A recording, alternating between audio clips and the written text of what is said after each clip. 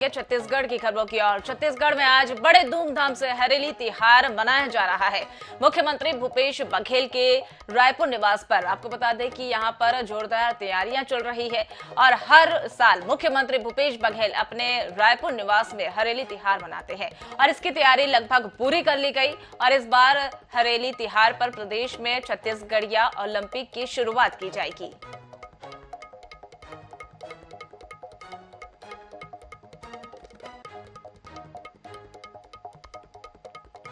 तो आपको बता दें आज हरेली तिहार को लेकर काफी उत्साह जो है लोगों में है और इसी बीच सीएम हाउस पर पूरी तैयारियां कर ली गई है। मुख्यमंत्री भूपेश बघेल जो है हरेली तिहार जो है वो मनाने के लिए वहां पर उनके आवास पर तैयारियां कर ली गई है और इसको लेकर लोगों में भी काफी उत्साह रहता है। और इसी बीच हरेली तिहार के बीच एक ओलंपिक का भी आयोजन आज से किया जाएगा। मुख्यमंत्री आवास से इस कार्यक्रम का आयोजन किया गया और वहां पर ही ओलंपिक का शुभारंभ आज से किया जाएगा। और छत्तीसगढ़ में के रायपुर में मुख्यमंत्री आवास पर या ये जो त्योहार है हरेली तिहार वो काफी धूमधाम से मनाया जाता है। हर साल की तरह इस बार भी मुख्यमंत्री आवास पर हरेली तिहार मनाने के लिए तैयारियां कर ली गई है। छत्तीसगढ़िया ओलंपिक का शुभारंभ सीएम हाउस से आज किया जाएगा और लगभग पूरी तैयारियां हो चुकी है और इसी बीच लोग जो है काफी उत्साहित रहते हैं। हर साल की तरह इस साल भी काफी उत्साह लोगों में है और सीएम हाउस जो है वो तैयार कर लिया गया है। पूरी तरह से तैयारी पूरी हो गई है और लोग जो है हरेली तिहार के लिए काफी उत्साहित हैं।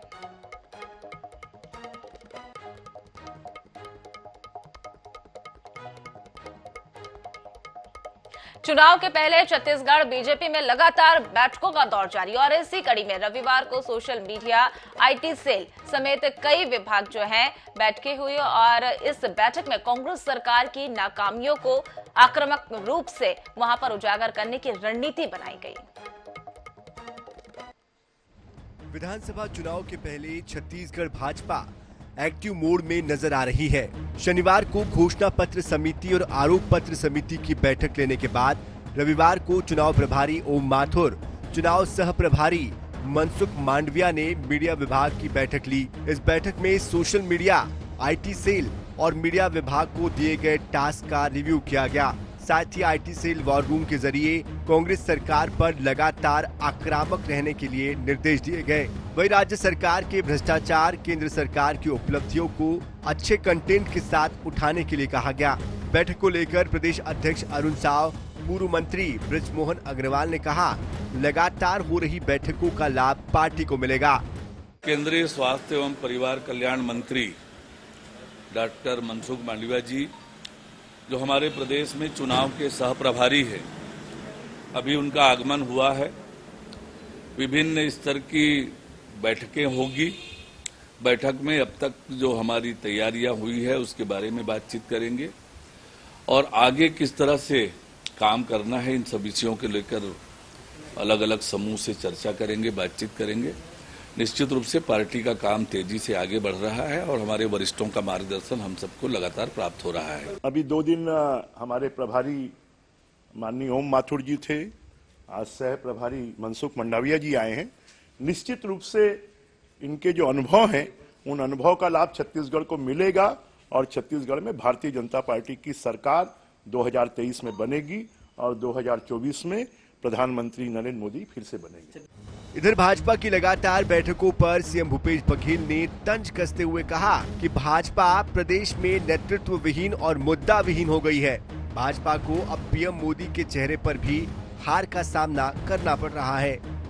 मोदी के चेहरे पर अनेक राज्यों में चुनाव लड़े और उसमें उसको मात मिली है।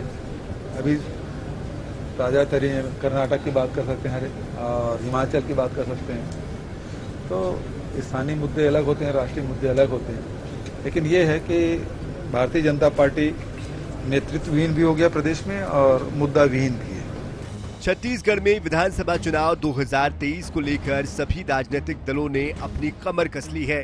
कांग्रेस अपने कार्यकाल की उपलब्धियों को लेकर मैदान में है, तो भाजपा केंद्रीय नेताओं के जरिए अपनी रणनीति को धार देने में जुटी है। अब देखना होगा कि किसकी रणनीति कारगर साबित होती है। रायपुर से INS 24/7 के लिए स्वप्निल गोरखेड़े की रिपोर्ट।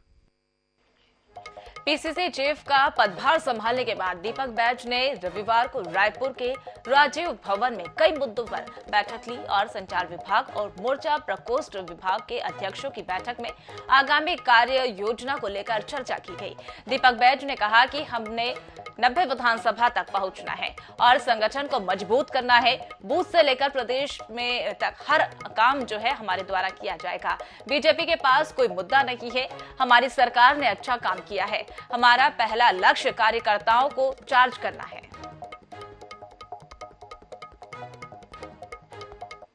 अगर हम जुलाई को छोड़ दें तो अगस्त और सितंबर 2 महीने बाकी है, 30 दिन 60 दिन। इस 60 दिन में 90 विधानसभा पहुंचना है। हाँ, ज्यादा मौका मिलता तो शायद ज्यादा बेहतर होता। समय तो कम है, लेकिन काम करने वाले के ये भी समय पर्याप्त है। उनके पास कोई मुद्दा नहीं है। अब सिर्फ व्यक्ति विशेष पे टारगेट कर रहे हैं।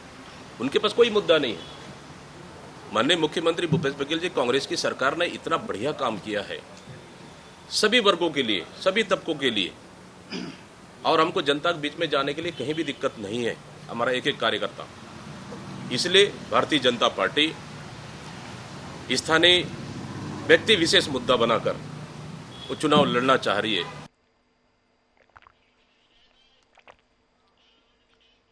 पूर्व पीसीसी अध्यक्ष मोहन मरकाम कैबिनेट मंत्री बनने के बाद पहली बार जगदलपुर पहुंचे, जहां उनका भव्य स्वागत किया गया। कार्यकर्ताओं की भीड़ को देखकर उन्होंने मुस्कुराते हुए कहा कि यह सरकार की उपलब्धि है।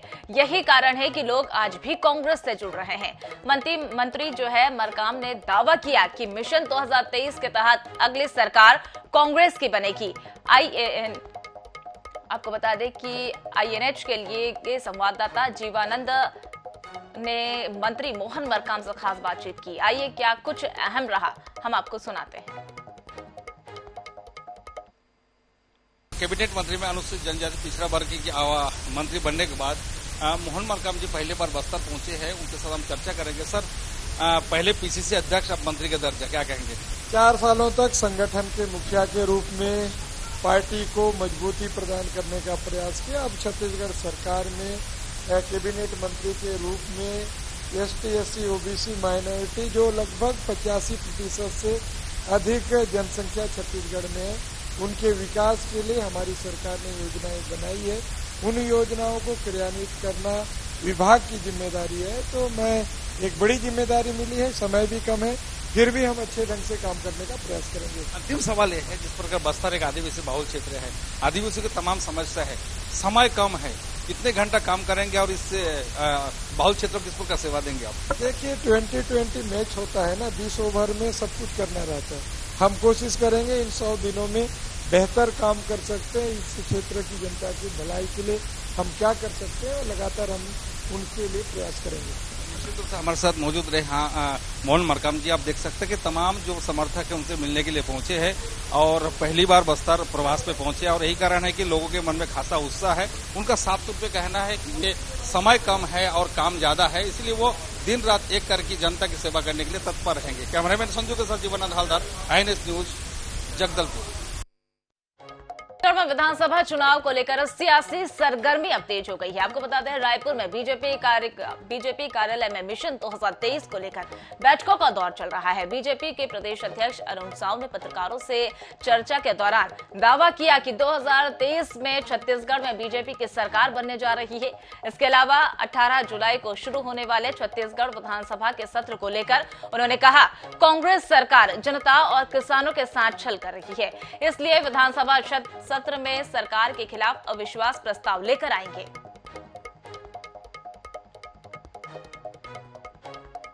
वर्षों तक किसानों को कांग्रेस ने उपेक्षित रखा, शोषित रखा। किसानों की तरक्की और बेहतरी के लिए कभी कांग्रेस ने कोई काम नहीं किया, और भारतीय जनता पार्टी ने ही किसानों को आगे बढ़ाने का, किसानों की खुशहाली के लिए काम किया। गांव, गरीब और किसान की तरक्की और बेहतरी के लिए काम किया है। आगे भी किसानों की बेहतरी और खुशहाली के लिए हम लगातार काम करेंगे।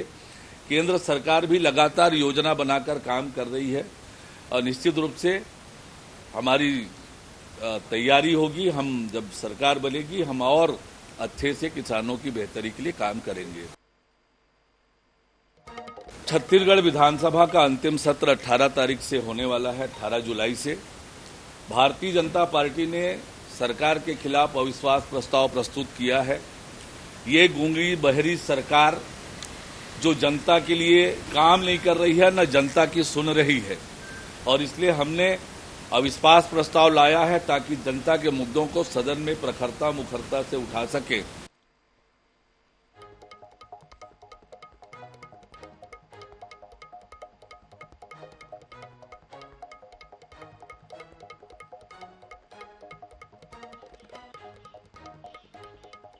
छत्तीसगढ़ में चुनाव मैदान में आपको बता दें उतरने की तैयारी कर ली है और इसी बीच आम आदमी पार्टी की पदयात्रा करने जा रही है।